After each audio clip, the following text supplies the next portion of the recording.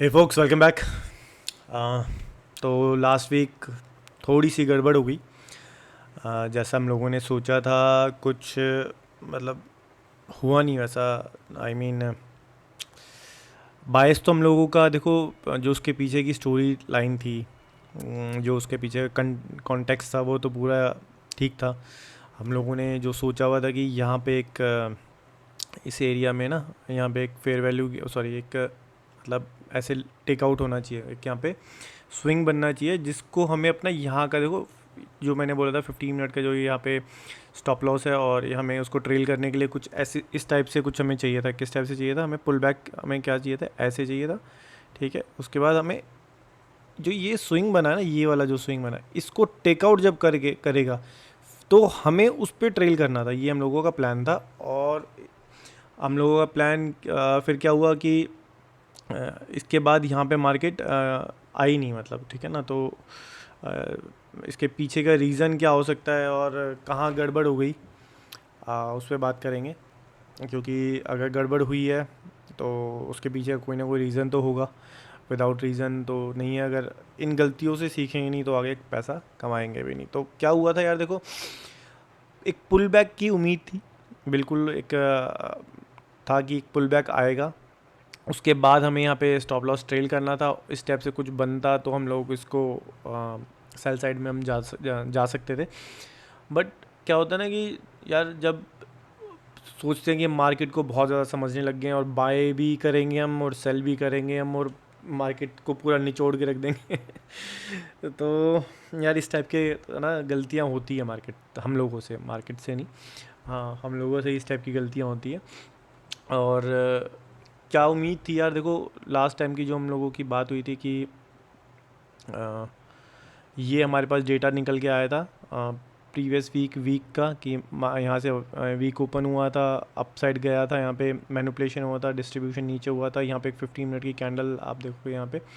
तो ये वाली जो 15 मिनट की कैंडल थी, मैंने बोला था स्टॉप लॉस यहाँ पे है ट्रेल करने के लिए। हमें यहाँ पे अभी कुछ मिल नहीं रहा। देखो, ये जब पूरा डाउन आया था तो मैंने बोला था यहाँ पे ट्रेल करने के लिए कुछ हमें मिलना चाहिए था, और उस टाइप का स्विंग हमें कुछ मिला नहीं था। तो इस वजह से एक उम्मीद थी कि एक पुल बैक आएगा। और वो पुल बैक एक्चुअली उसके पीछे का रीज़न क्या था ना कि देखो 50% का एक मार्किंग थी। देखो जैसे यहाँ से सेलिंग स्टार्ट हुई थी, और मुझे लगता था कि मार्केट ना एटलीस्ट, देखो 50% अगर मैं प्रीमियम डिस्काउंट पे लगाता हूँ तो ये 50% मार्क है। यहाँ पे इसको हटाता हूँ फिलहाल मैं। तो ये 50% मुझे था कि यार ये ऑर्डर ब्लॉक जो बन गया, एटलीस्ट इस 50% मतलब इस प्रीमियम वाला एरिया पे यहाँ पे मार्केट आनी चाहिए, तभी कुछ बात बनेगी। प्रीमियम पे मार्केट जाएगी तो कुछ हम लोग सोच सकते थे कि सेलिंग का।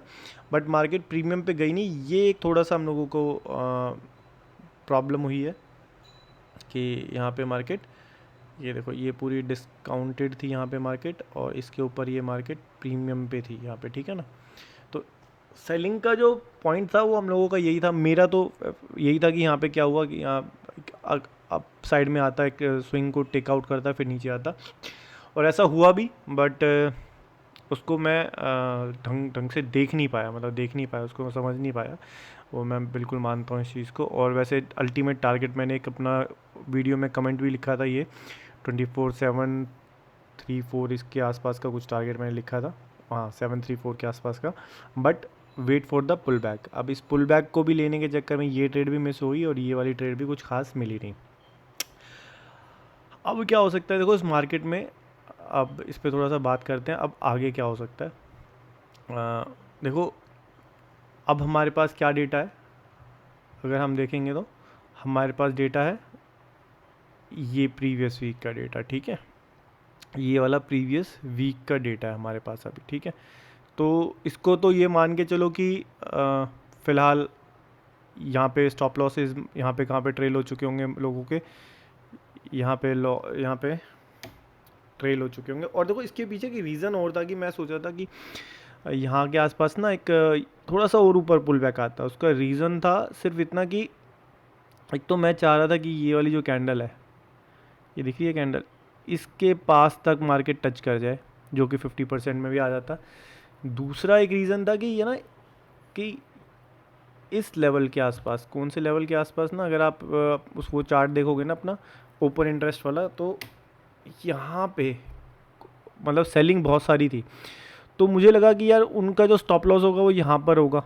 ठीक है, अब इसके पीछे का जो लॉजिक था वो यही लगा रहा था मैं कि इनको मार्केट एक बार टेकआउट करेगी तो इनको बाहर निकाल देगी जितने भी सेलर्स थे, तो बायर्स में आ जाएंगे। तो यहाँ इस एरिया में ज़्यादा बायर्स एक्यूमुलेट हो जाते हैं, तो बायर्स को फिर वो अपना जो पोजीशंस है अपनी वो ऑफलोड कर सकते थे, यहाँ पे सेलिंग की पोजीशन उन बायर्स को दे सकते थे और फिर नीचे आ सकते थे। तो ये 2-3 रीज़न थे यार।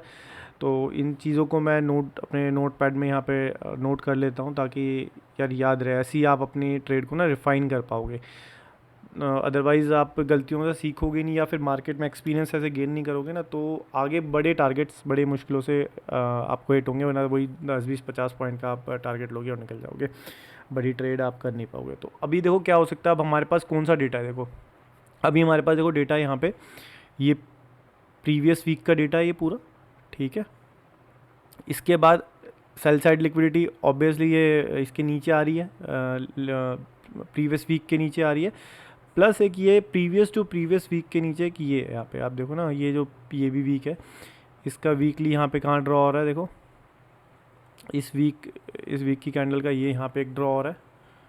ठीक है, और एक ये यहाँ पे देख सकते हो आप ये ना इक्वल लो, देखो यहाँ पे देखो है ना, ये इक्वल लो है यहाँ पे। तो ये एक सेल साइड लिक्विडिटी, ये टारगेट बन सकता है। ये टारगेट कैसे बन सकता है, देखो चांसेस बहुत ज़्यादा हैं कि मार्केट गैप डाउन खुल रही है। रीज़न बताता हूँ उसका, देखो गैप डाउन अगर नहीं खुलती है तो कुछ गड़बड़ है, अदरवाइज़ मार्केट गैप डाउन खुल रही है। देखो यहाँ पे मार्केट ओपन हुई फ्राइडे को और ये मार्केट यहाँ से नीचे मेल्ट हो गई पूरी, यहाँ पे मार्केट कंसोलिडेट करती है। अब देखना आप 2 बजे से 5 बजे के बीच में आप एक बार चेक कर लेते हैं, ये 2 बजे की लाइन मैं यहाँ पे डाल देता हूँ और ये 5 बजे की जो लंदन ओपन का है वो मैं यहाँ पे डाल देता हूँ लाइन। ठीक है, अब आप देखना ये 5 बजे के आसपास देखो क्या हुआ है, यहाँ पे लिक्विडिटी टेकआउट हुई है। आप देखो अब आपको अगर BTST ट्रेड अगर आपको प्लान करनी है तो कुछ इस टाइप से प्लान कर सकते हो। यहाँ पे बाई साइड टेकआउट हुई है। ठीक है, उसके बाद यहाँ पे शिफ्ट इन मार्केट स्ट्रक्चर हुआ है, ये देखो बहुत स्मॉलर टाइम फ्रेम पे बता रहा हूँ मैं आपको। ठीक है, यहाँ पे एक 5 मिनट का चार्ट है, एक मार्केट स्ट्रक्चर शिफ्ट हुआ है फिर से। ठीक है, और यहाँ पे मार्केट साइडवेज कंसोलिडेट करके निकल गई है। तो चांसेस क्या है फेयर वैल्यू गैप के साथ में यहाँ पे कि मार्केट यहाँ पे इसको यूज़ करते हुए मार्केट गैप डाउन खुलेगी, यहाँ पे चांसेस काफ़ी सारे यही बन रहे हैं। ठीक है, इसको एक बार यहाँ पे होगा शायद, तो या तो फ्लैट खुल रही है या इसके नीचे जाके खुल रही है मार्केट, और टारगेट हम लोगों का अभी फ़िलहाल हम लोगों को ये 2 टारगेट मिल जाएंगे। ठीक है, 1 आवर पे चलते हैं वापस। तो कुछ इस टाइप से हम लोगों ने इसको मार्केट को डिवाइड किया है और टारगेट ये डिसाइड करे हैं। देखो मार्केट और नीचे जा सकती है, जाने को जा सकती है, क्योंकि ये भी लाइन मैंने आपको ड्रॉ करवाई थी एक लाइन कि ये जो यहाँ पे लिक्विडिटी बन रही है। लेकिन यार एकदम से ना मैं इतने बड़े टारगेट अभी नहीं देख रहा हूँ कि मार्केट ऑलरेडी काफ़ी नीचे आ चुकी है, तो हो सकता है इन टारगेट्स को देख रहे हो आप, ये 24,827 और 24,734 के आसपास क्या पता आपको एक यहाँ पे पुल बैक देखने को मिल जाए और यहाँ पे 200 300 400 पॉइंट के बाद आपका यहाँ पे स्टॉप लॉस हिट हो जाए, तो वो भी एक प्रॉब्लम ही होगी। 200-300 पॉइंट का स्टॉप लॉस इसमें तो बहुत ज़्यादा हो जाएगा। तो ये देख के चलना है यहाँ पे। अब नेक्स्ट एक्सपेंशन क्या हो सकता है मार्केट का, तो नेक्स्ट जो एक्सपेंशन है मार्केट का वो चांसेस है हमारा ये वाला हिस्सा। ठीक है, ये कैप्चर करने की कोशिश करूँगा मैं, बिल्कुल करूँगा।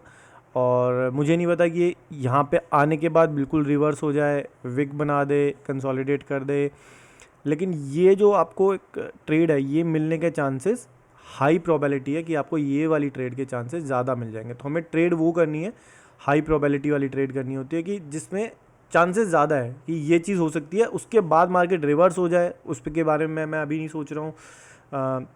यहाँ से पूरी नीचे नहीं मेल्ट हो जाए, डाउन चली जाए, मैं उसके बारे में नहीं सोच रहा हूँ। मेरे यहाँ पे अपना पोजीशंस में यहाँ पे कट करूँगा, क्योंकि देखो 100 150 200 पॉइंट तो मिल ही रहे हैं ना यहाँ पे ना।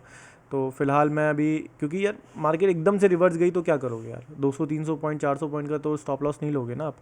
तो अभी फ़िलहाल स्मॉल टारगेट पे ही चल रहा हूँ मैं कि अभी अगर मेरे को मिलती है तो एक एक्सपेंशन मैं एक बार वीकली चार्ट का, अगर मैं वीक के ऊपर आता हूँ, वीकली चार्ट ये है, तो वीकली चार्ट के ऊपर अगर मैं आता हूँ तो एक एक्सपेंशन मुझे नीचे की साइड मिल रहा है, भले ही उसके बाद वो अप साइड में क्यों ना हो जाए, ग्रीन क्यों ना बन जाए, या फिर यहाँ पे रेड हैवी क्लोजिंग क्यों ना हो जाए, वो एक अलग बात है। क्योंकि देखो आप देखोगे ना वीकली चार्ट पे ना बहुत ये ये वाली जो कैंडल है ना 9 जून वाली, इसने प्रीवियस कैंडल को टेक आउट किया था, ठीक है।